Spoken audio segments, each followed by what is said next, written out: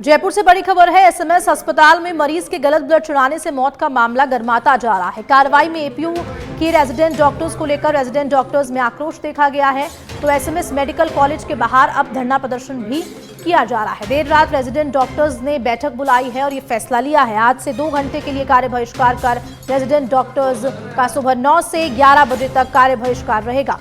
OPD और emergency सेवाओं को छोड़कर अन्य कार्य का बहिष्कार होगा। एक तरफा कार्रवाई से रेजिडेंट को एपीओ करने का ये आरोप लगाया गया है और अब डॉक्टर्स ने ये मांग की है कि रेजिडेंट डॉक्टर को निर्दोष बताया और उच्च स्तरीय जांच होनी चाहिए। एक बार फिर से होनी चाहिए जांच और उसी को लेकर वापस मांग की गई है।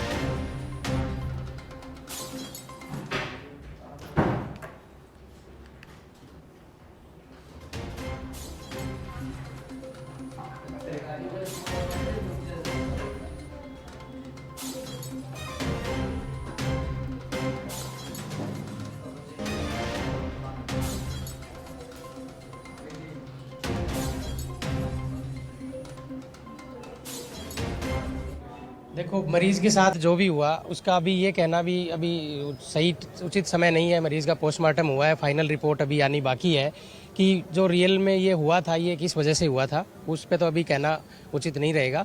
परिजन आरोप लगा रहे हैं वो सही है। मरीज के साथ जो हुआ उसकी संवेदनाएं भी हमारी संवेदनाएं उनके साथ हैं, लेकिन ये कह रहे हैं कि रेजिडेंट डॉक्टर, तो सबको पता है कि रेजिडेंट डॉक्टर दिन रात 24 घंटे से 48 घंटे तक लगातार मरीजों की सेवा में लगे हुए हैं। ऐसा तो है नहीं कि ऐसा पहली बार हुआ है। आज भी देखो आप, ट्रॉमा सेंटर में कल रात को भी लगे हुए थे, हमेशा ही लगे रहते हैं। इस मामले के अंदर जब ये आनन फानन में और दबाव बनाया गया, बंद कमरों में कमेटी ने रिपोर्ट बनाई है। हमारे दोनों रेजिडेंट साथी जो यहाँ है नहीं, उनसे बिना पूछे हुए, उनको कुछ पता ही नहीं है मामले का कि क्या हुआ था, और उनसे बिना पूछे उस दिन उनकी क्या भूमिका थी क्या नहीं थी, और डायरेक्ट उनको सीधा टर्मिनेट कर दिया। और ऐसा पहली बार हुआ है कि वो तो 3 साल के लिए स्टडी लीव पे यहाँ पे पढ़ाई करने आए हुए हैं। अगर जिम्मेदारी तय करनी हो इस हिसाब से तो जिम्मेदारी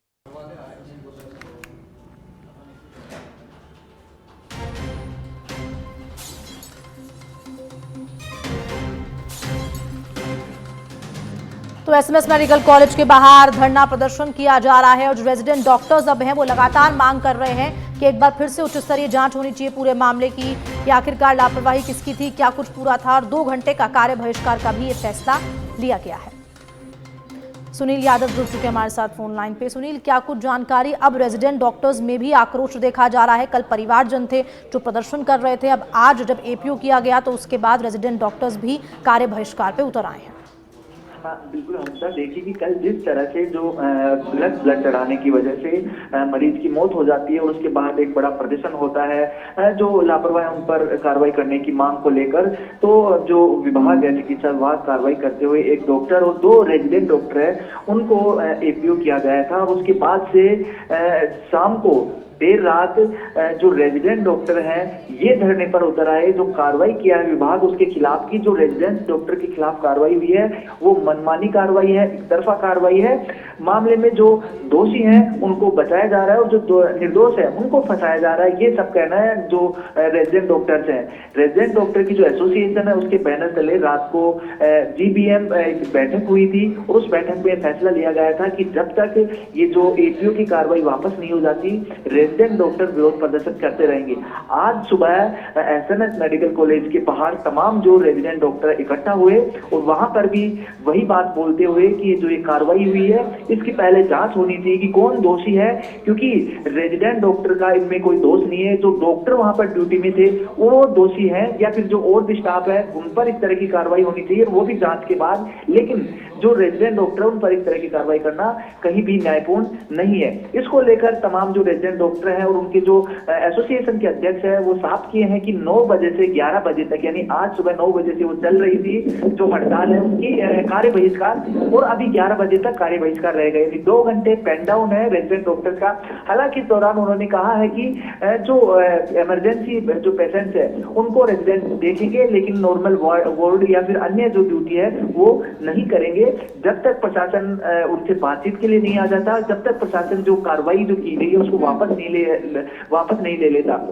और साफ साफ अगर कहें तो रेजिडेंट्स का ये कहना है कि इस मामले की दोबारा से जांच हो और जो दोषी हैं उन पर कार्रवाई होनी चाहिए, जबकि रेजिडेंट्स को पर इस पूरे मामले में उनका कोई लेना देना नहीं है, जबरदस्ती उनको फंसाया गया है। तो कहा जा सकता है कि जब मरीज की मौत हुई है तो कहीं ना कहीं लापरवाही हुई है, और घोर लापरवाही है ये कि अस्पताल के अंदर इतनी बड़ी चूक हो जाती है, गलत ब्लड चढ़ जाता है और मरीज की जान चली जाती है। तो किसी को जिम्मेदारी लेनी पड़ेगी, जिम्मेदारी वही लेगा जो इसमें दोषी होगा।